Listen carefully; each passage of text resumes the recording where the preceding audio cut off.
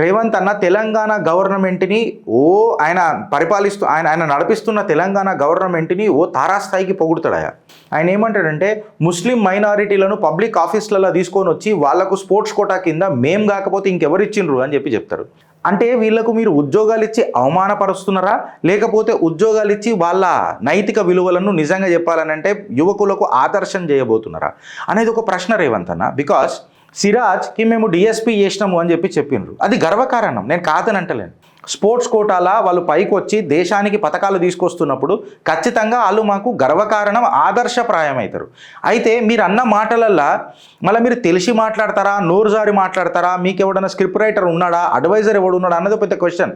ఇప్పుడు మీరు సిరాజ్, నిక్కత్, జరీన్ వీళ్ళందరి గురించి మాట్లాడుతున్నప్పుడు మీరు ఒక మాట అన్నారు, ఎస్పెషల్లీ సిరాజ్ గురించి. ఏమని అన్నారంటే సిరాజ్కి ఎడ్యుకేషన్ క్వాలిఫికేషన్స్ లేకపోయినా మేము డిఎస్పీ చేసినాం. అంటే మీరు సిరాజ్ని అవమానించిర్రా లేకపోతే బిరుదించిర్రా? పిలిచి వెన్నుపోటు పొడవడం అంటే ఇగో గిదే.